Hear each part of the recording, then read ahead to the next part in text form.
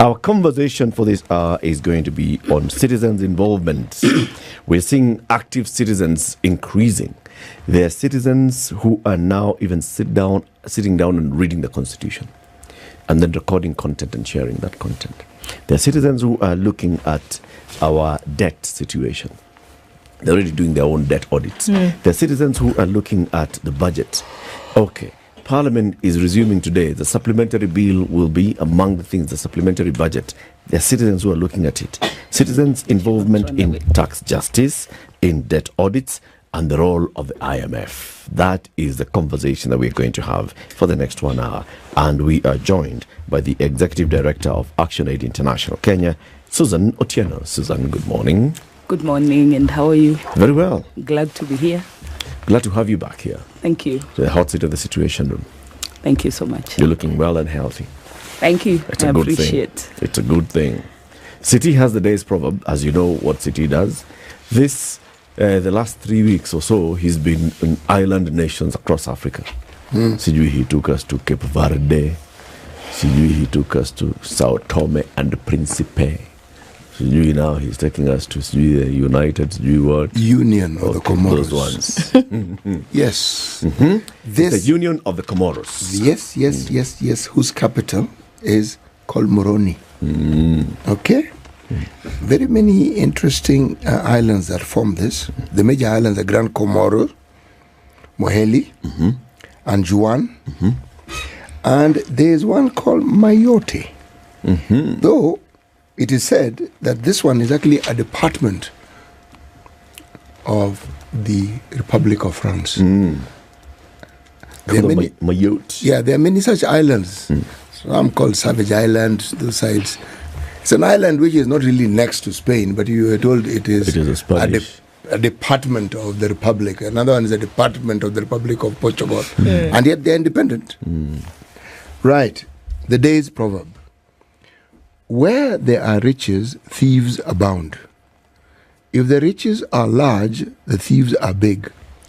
Where there are riches, thieves abound. Yes. If the riches are large, the thieves are big. Yes. Susan, what's the interpretation of this one? It's true in a way when you look at this country. Kenya Which is one? rich. Kenya. Oh, I thought yeah, my country. Union. My country. Okay. Kenya is rich, and we've seen corruption. We've seen misuse. So I'll take it as true. Yeah. So what is it saying? Look for a rich country. And pursue a career in thievery. No. Spread the wealth. Spread the wealth. Distribute it. Yeah. Don't steal. Okay. There's a lot that's happening in the country, Susan. And first of all, just looking at, it started with our children, the Gen Zs, and they're active, but that bug has caught on to almost everyone. What do you say? I can't say it's caught on. It's been there. It's just the kind of actions that how people used to express themselves is what differs. The generations before Gen Z, some went to the streets, some sat down and believed in their leaders, some spoke silently, and also the force that met any opposition or any contrary opinion could have made, let's say, our parents, ourselves, and probably the children, the people just coming after us. I don't know which one. I know I'm Generation X, millennials, I would say. It's probably made people just get scared, not knowing what the government will do if you spoke. But the space has been expanded. Democracy, Kenya is a democratic country. It's been expanding and allowing people to speak. And so today we are seeing them speaking, and if you do not hear, if you appear not to listen and act on what they're saying and what others have been saying, then they come out and speak in a different way. Yes. It's true what you say, that, this has been there. But then there's a difference between what has been there and what we are seeing now. What's that difference? I mean, what has inspired that difference? So the difference is that the impact is now being felt across board. And the worst is that those below the pyramid and those who are yet to even earn are also being affected through indirect taxes, through getting to see the lavish lives versus the corruption, getting to see leaders who are committing to take action versus inaction. And of late, of course, we say when you're using force, you attract more action. So this is why we're getting to see this, the difference. People are getting more enlightened, choosing to read the Constitution for yourself, like people who come from where CB comes from nowadays, they read the Constitution. It's no longer the phrase that somebody will read for us, and once it's read, he'll tell us what to do. People are reading. There's also a lot of civic awareness that has been done, and people are very receptive because they're getting to see that the impact is right at your doorstep. And the challenge is right with you. You're probably not employed. Most people assumed it's only taxes that come in through income, and probably if you're importing or if you're trading. But now you're paying tax. We were about to pay tax on bread. There's tax on always a class 6. You're already paying tax, even if it's your mother who's buying. There's something that you'll be denied because they paid tax over sanitary towels. That was absurd. Yeah. People have, talked about, there have been public and civic engagement on matters of budgets, participating in budget conversations, but they've been subdued, just muted participation, so to speak. This time and last year, the conversation around the finance bills has been loud and widespread. And now today we're talking about citizens' involvement in that tax justice. Yeah.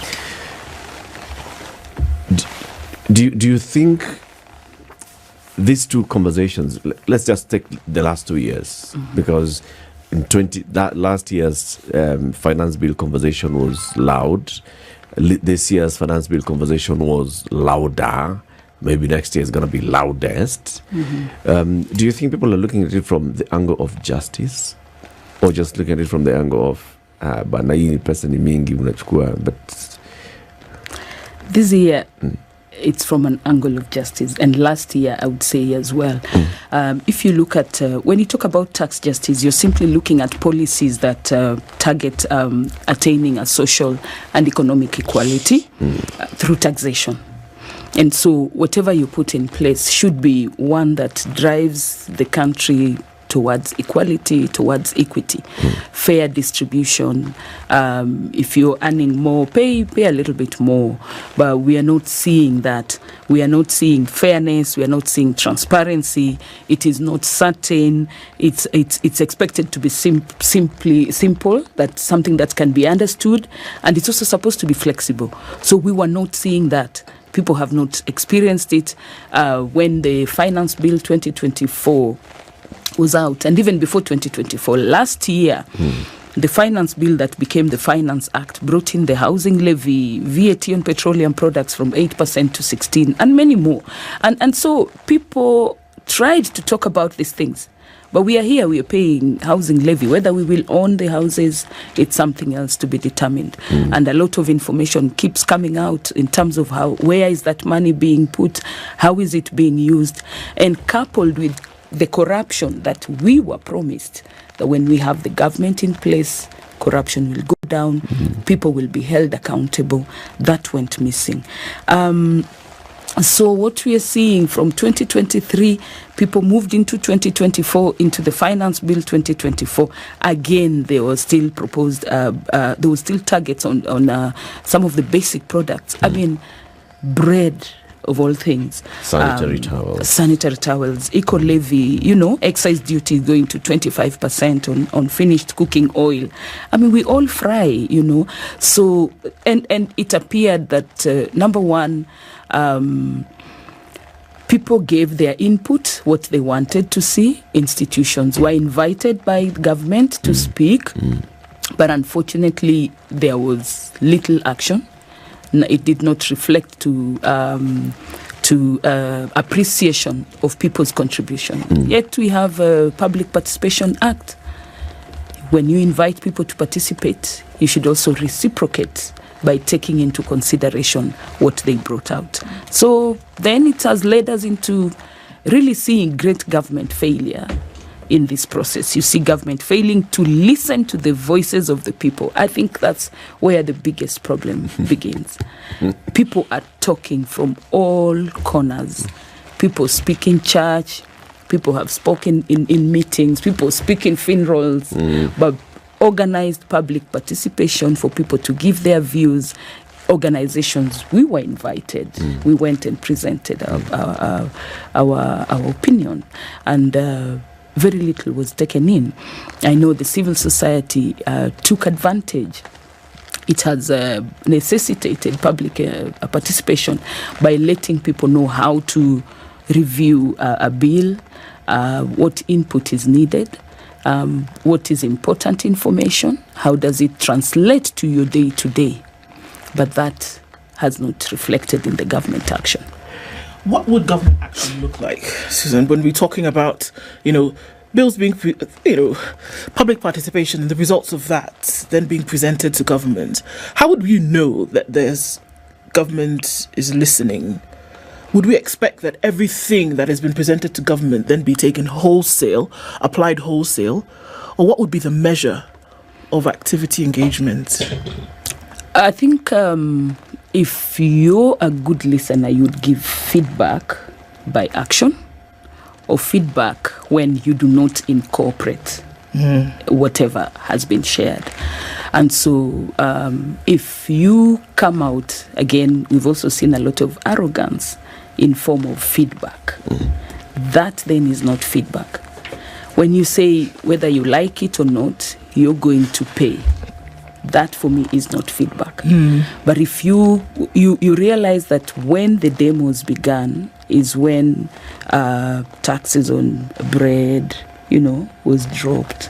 Some of the expenditures were cancelled. I mean, we all know what was going to be the expenditure if people didn't come out to protest.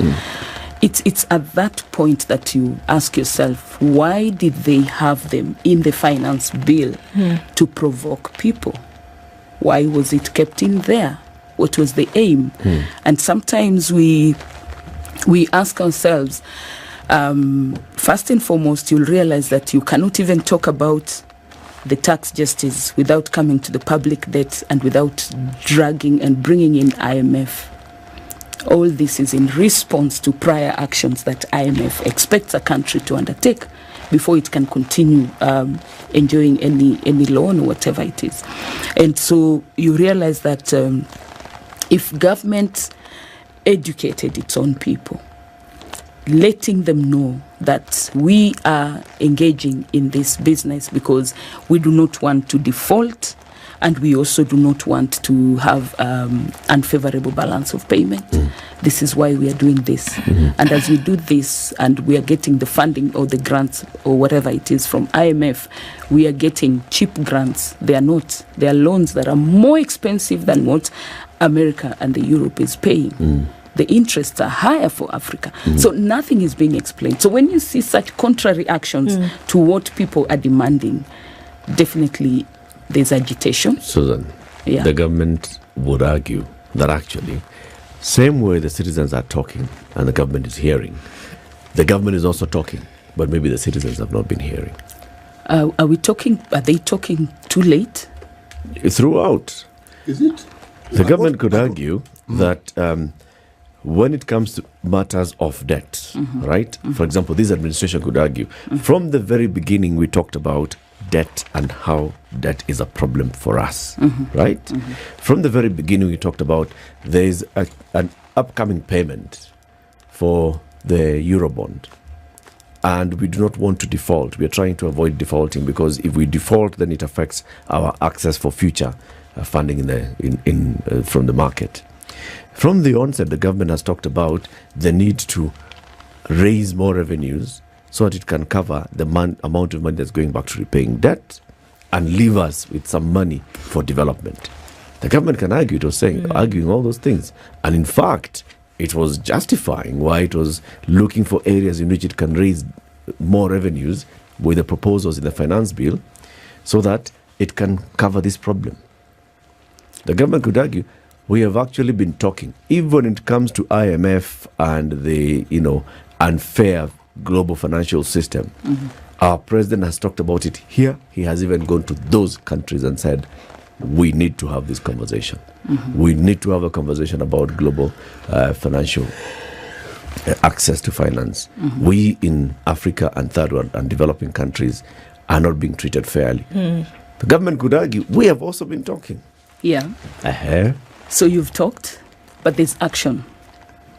When you talk about a finance bill, on the other hand, you talk about the appropriation bill. We are raising this, and this is how we are going to spend it. Yes. How much are we losing in corruption? Who has been held accountable? Very few people. In fact, the wrong people are the ones who end up being arrested, while the big fish, if I can call it, are also known. Why are we having extravagance? You see, so it's good. You can talk in the country, you can go talk out there, but when you come back home, you handle extravagance, you handle corruption, you handle unnecessary expenditures.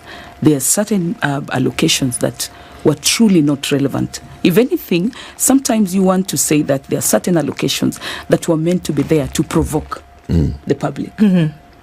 So that when you act, then somebody can say, now we will remove it because the public doesn't want it. Why should you even put it? Why would you wait for people to shout, to scream, when even for yourself, you can be asked if you believe in it as an expenditure. Then most importantly, it's to know that we collect a lot of revenue locally. Domestic financing should also be allocated effectively. By the time we are getting to paying our debts, right now, every 100 shillings, we are spending 60 shillings paying back. 60 or 70. It's almost 77. Yes, now it's 77. So you can look at that and ask yourself, how much are we left with? And still the little that we are left with is what is being stolen. Secondly, even the debts that we're talking about, many of them, to speak the local language, they don't get home. You see? Yeah. So the whole conversation here is then public finance management. Exactly. This is it. This is what we are seeing. And we've started from the one angle of how much you want to raise in terms of taxes. Now we're going into, but where is the money being spent? Where is the money going? And to tell you the truth, our focus for a very long time had been, what are we raising? Where are we raising it? How are we raising it? Yep. Many people, if you ask them, they'll tell you, I've heard of the appropriation bill. Now, this year, I heard of the appropriation bill. That's what they will say. But we've been raising it, and people realize that we've been addressing the wrong thing. When you know your demands, you'll know what you need to do. Yeah. So if you know you need 100 shillings, then you'll go raise 100 shillings. You get it? Yes. But you need to ask yourself, if I need 100, what do I need these 100 shillings for? Will it change lives? Will it make the doctors go to the streets? Will the interns be paid? Will the teachers, will we improve the kind of education system that we've picked? Where are we investing the excesses? Where are we even saving anything as a country? But then you look at it and ask yourself, then what's happening? Many a times people talk of even supplementary budgets. I mean, all this is public finance. But why would you do a supplementary budget for what you knew prior that you needed money for it?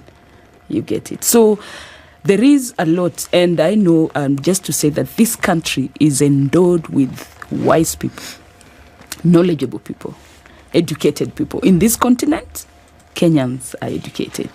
And if we use the brains that we have, we don't need IMF to think for us. That I'll say it here with all the confidence. We need to speak the truth to IMF.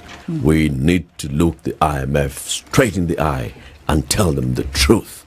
What's that truth? Yeah, thank you. So in October 2023, ActionAid, we published a report. It's called 50 Years of Failure, the IMF, Debt and Austerity in Africa. And out of this report, there were key findings. And these are the things that people need to know. And I wish also that the government could also tell its people, and also just subject IMF engagement to public participation. Don't do it on closed door only. come out and say they are forcing us to do this and that. Yeah. So number one, what came out clearly was African countries pay 4 to 8 times higher interest rates than the US and Germany. Number two, Kenya's debt service consumes up to 59% of national tax income, and it's going higher. Kenya, which was previously deemed sustainable, having a sustainable debt story, is actually facing increased financial challenges, and we can see it. I mean, the results are people on the streets. Then IMF debt documents included a consultation clause. That means that you allow them to push for specific inflation rates. So we can't claim that. We met IMF one time last year, and they said, you see, it's the government that is coming up with this, and then they bring them as They bring them to us as proposals. Yes, as proposals. And we said, why don't we meet IMF, the government, and the civil society? They never organized the meeting, and we stopped meeting with IMF. Why were you meeting? Why had you gone to meet them? Sorry? Why had you gone to meet them? They had asked civil societies to go meet them so that they can explain the process up to where they've reached and what their role is, because we had started challenging them. Okay. Yeah. And what was the explanation? What's their role? What I've just said, that it's the government that brings the proposals. You are IMF. You're better placed. You're handling countries that are better off than Kenya. You know certain processes that if Kenya came to you with them as proposals, they'll definitely affect the country. Why can't you tell them no? Instead, because of the consultation clause, you push for certain inflation rates. So these are you push for certain rates. This is why we are saying they still have a hand. They can't claim they don't have a hand. And therefore, we look at it as a failure. It's not changing anything. And one of the things, again, that came up was that, you see, climate change has its impact. And every time there's help that is coming to countries, it just doesn't come as a grant. Some of it is coming in as a loan. Now, this loan, where is it coming from? From the northern countries. Why are we facing climate change? The Northerns should tell us. They have a hand, and we are here suffering because of them, and then we end up getting into debts. So let's be honest. The way IMF is trying to help countries to cure the problem is really not curing the problem. And I think it's high time we just chose as a country to default. So does the IMF operate the same way with the other countries? Let's say, so this is the global south. Your report looked at the 60 years of failure, IMF debt and austerity in Africa, global south. Does it operate the same way in the north? It doesn't. So in the north, the government does not come to IMF with proposals? Even if it goes with proposals, there are concessions that African countries cannot be given. And it should be so. They shouldn't be given. Why? Why do you go to IMF in the first place? IMF is like a land of last resort. When you fuddled and muddled your economy and you do not know the right way up and the down way up, then you run to IMF to bail you out. When you go to bail you out, it's as though you have no choice. When you have no choice, it means you are actually not safe. You are a higher risk. One is not certain that you will be able to do what you say you will do.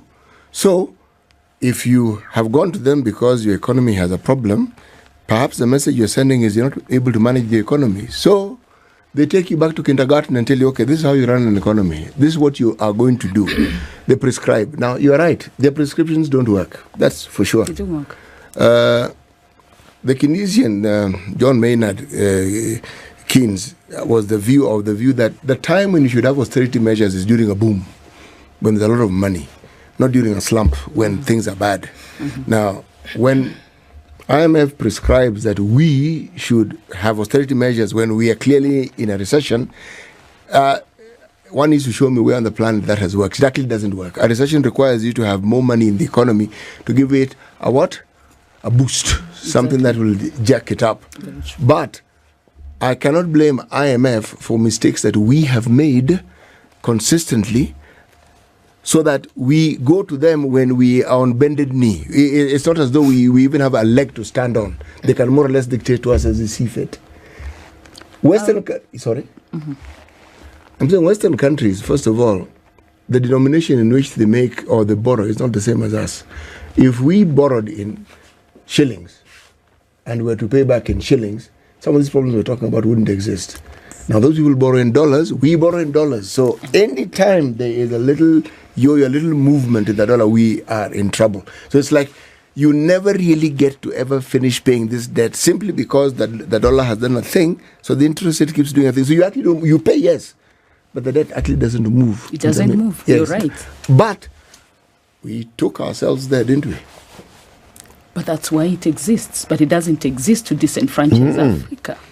Africans don't have to go to IMF. They can just collapse on their own. No, not collapse on their own. Africans can come together and think of an alternative Africans system. won't come together. Sorry. Africans were together. We didn't have boundaries in Africa before colonialism. We fought like hell. Even if we fought, we still resolved our issues. Fighting like hell everywhere. Yeah. We resolved our issues. It's not unique to us. It is unique to us in this sense. Our fighting made it possible for slavers to take advantage of our situation. But they're also fighting. Who's fighting in Ukraine? Yes. Is it Africa? No. I've gone back into history. The biggest wars we've had are with the Europeans and in the West. I'm simply saying, and as Eric pointed out, that fighting is all over the world. I was merely reacting to what you said, that Africa, we were united once, and I'm telling you, no, yes and no, because we were united, we had a way of doing things, yes, but we also fought. The idea of the unity that we speak of was probably in little enclaves of communities, but thinking of the entire continent being united is an idea that has been tried. And how far did that go? How far did Pan-Africanism go? We still talk about it, though. No, institutions are there. What we need to be very careful about is who goes to head and lead those institutions. If African leaders will move from being a president, being a government leader, and then I move into AU, I'm only going there for self-preservation. That should not be the reason. AU is a toothless dog. What does AU do? In fact, I'm not even sure it's a dog. I'm not even certain that it is a canine. It's probably a slug. What on earth has AU done that you can point to in the last 10 years and say, AU did this, they achieved this, they achieved the other? Tell me so that I can stand corrected. Go and ask AU, but are you asking us? Right, I've thrown it out there. Okay. So what's your argument here, City? Because Susan is saying... My argument is this. When we go to IMF and we're already on bended knee, I'm asking the question, what do you expect? We are the ones who fuddle and mess up our economies that we have to go crying to IMF. We are the ones who do it. It's not IMF.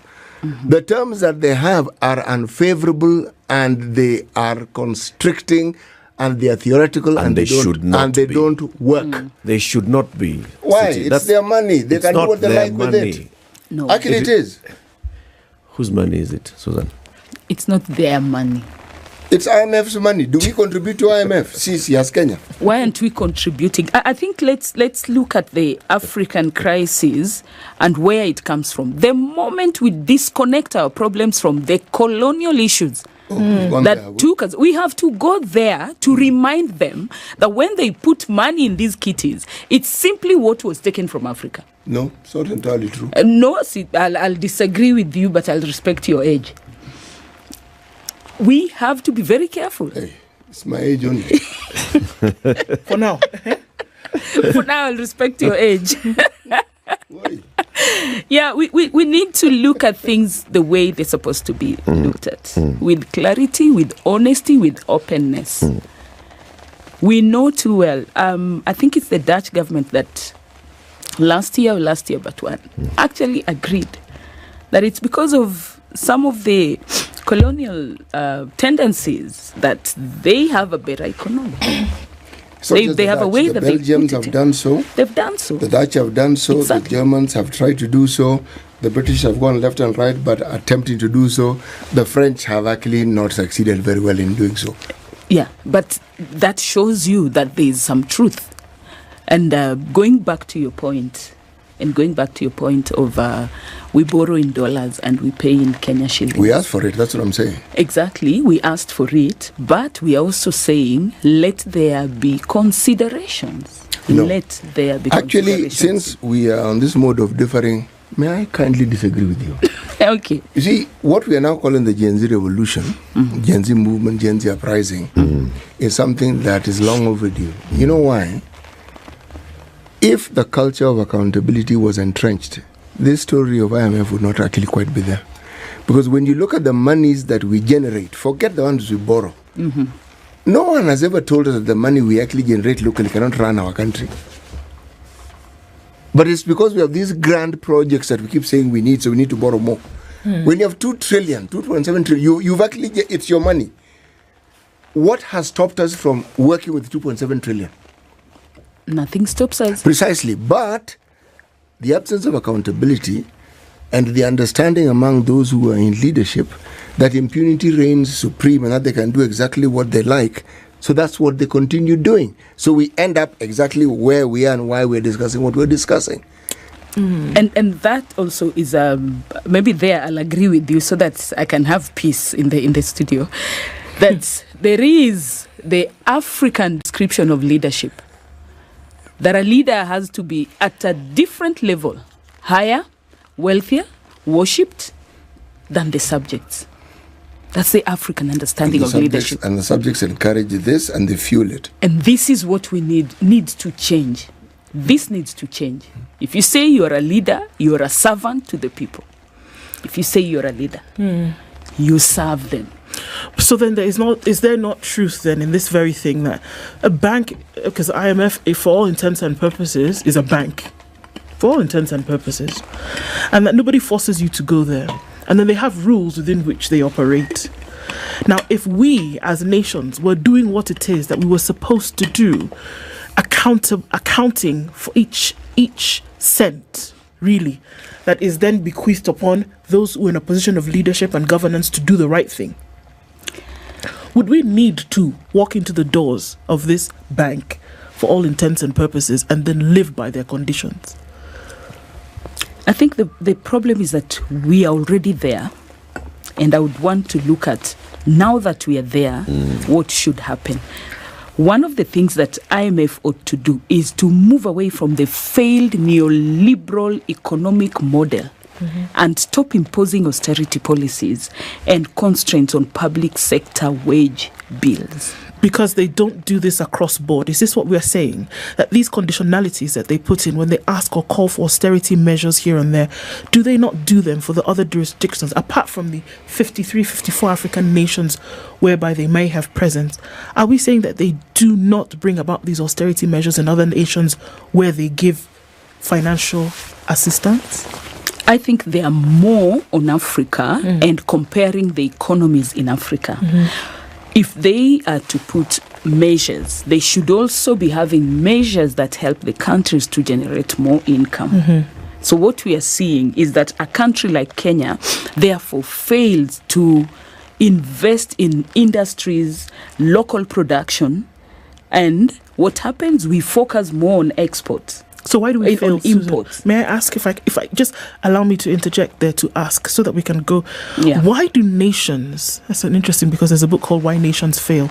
But why do nations fail to do these things that you talk about, operating in a surplus, manufacturing and putting needed funds into certain places? Because we know right now, in order for any nation to develop today, you must manufacture and you must sell for profit. Surplus is what then is directed towards development. We know this. It is not possible to develop without something that you make, build or sell.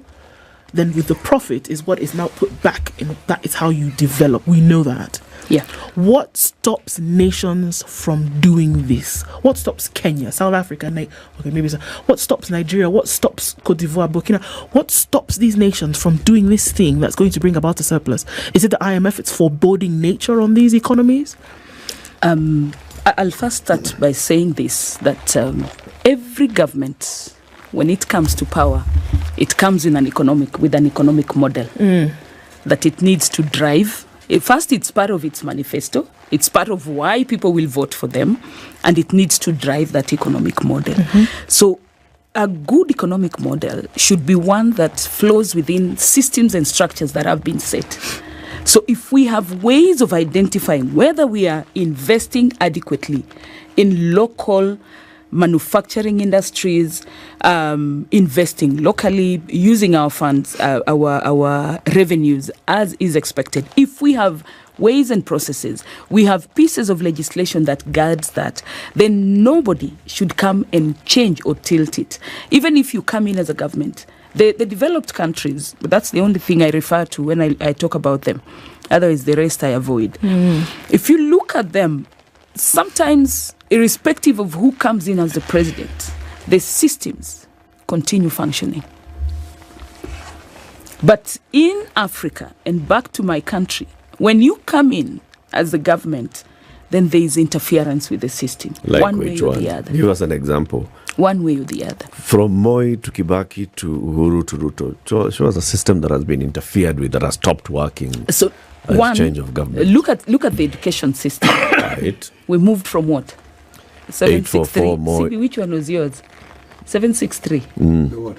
Education system. Yes. Standards 1 to 7, then 6. From 1 to from 6, then university 3 years. Yes, that is and it then to we get went university. to 844. Yep. Yes. Which I think you and I 40 years ago. Or you were in the group of schools. We 844. We went to 844. Then we came to what now?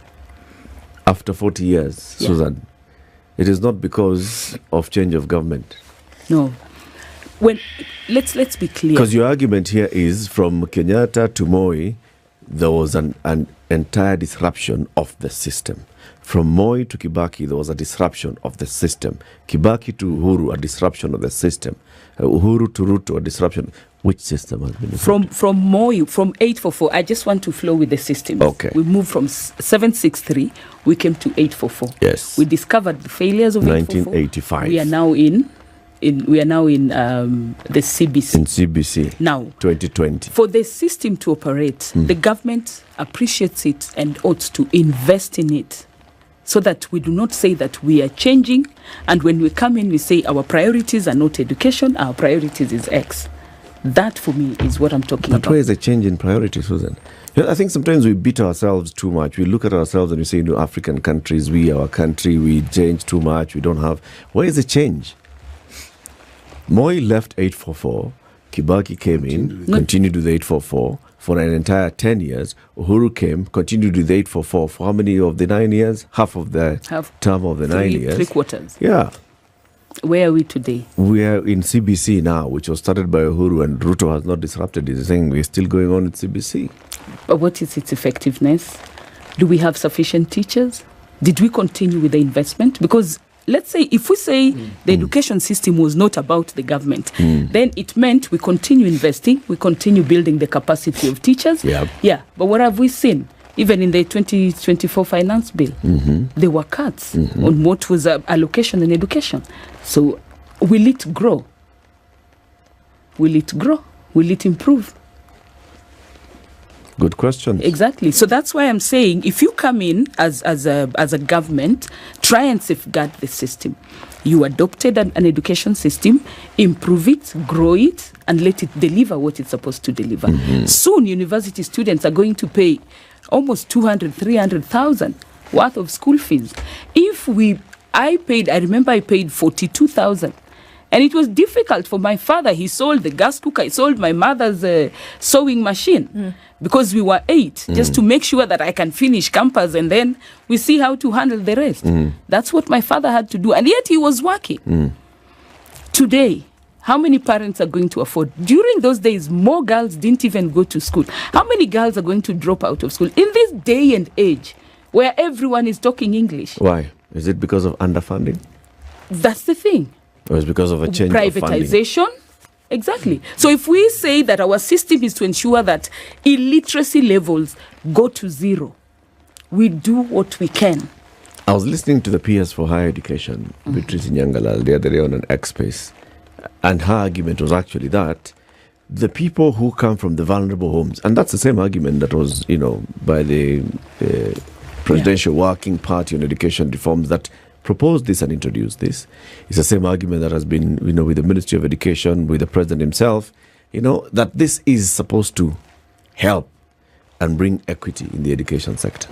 So that Somebody whose mother has a sewing machine and is not able to afford university will be able to get university support. Somebody whose mother has a Jaguar and whatever and can afford university will pay university. Equity. But you see now, coming back into the issue of where we are at as a country and the kind of economic situation that we find ourselves in and the way out, going back into what Ndu was asking. Now that we are here, okay, we're here. We have a debt that is completely milking us dry. We have dwindling ways of raising revenue to pay that debt. We have an IMF that we are a member of as a country that is there to support. How do we go forward? What's the role of the citizens in this? How do the citizens engage to make sure that we're getting the best deal from all those three? From the lender of last resort, from the global financial market, from the government itself, and from ourselves. Thank you. When we go back to the debts, we've incurred them. I think the best opportunity and the best thing to look at is how do we go back and conduct radical negotiations? Even push for certain debt cancellation. Yeah, we should be looking, when you implement a project, you should be having your outcomes. So for me, engaging IMF is just negotiation and renegotiating the rates, the repayment models, but also looking at certain debt cancellations. They've done this before. It can't be that it's 2024 for Kenya, they're not going to do it. They've done it before. Push for debt cancellation. We should push for that. Exactly. And renegotiation of exactly. Yeah. Kenya has never actually ever defaulted on their loan. Never defaulted. So they have a good point from which they can actually begin their discussion. Exactly. Because CRB took on a good rating. Yeah. Positive rank. Yeah, and I think the other thing that we also need to do, CB, please agree with me on this one, that we need to urge African governments to coordinate collectively towards the debt crisis. We've incurred it. Let's say we are supposed to spend what we have. Now live within our means. These 10-pot dictators who traverse this land we call Africa, to do what again? No, do we still urge them? African leaders have finally laid out the blueprint for the financial architecture that many of the continent's political bigwigs and economics have been calling for.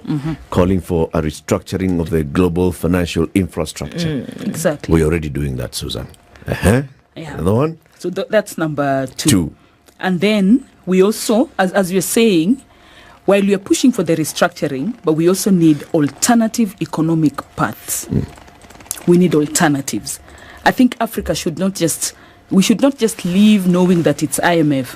What are the alternative economic paths that prioritizes quality public service? You see, and that's where Kenya ought to be. Okay. Public service, prioritize, involve people, social and economic justice, building sustainable and true sovereign states. And citizens to be fully involved. Good governance, democracy, and economy. Speak the two at the same time. Okay. Democracy and economy, same time. Yeah. Susan Otieno, Executive Director, ActionAid International Kenya. Thank you for joining us. Thank you so much. This is the Situation Room, the only way to start your day.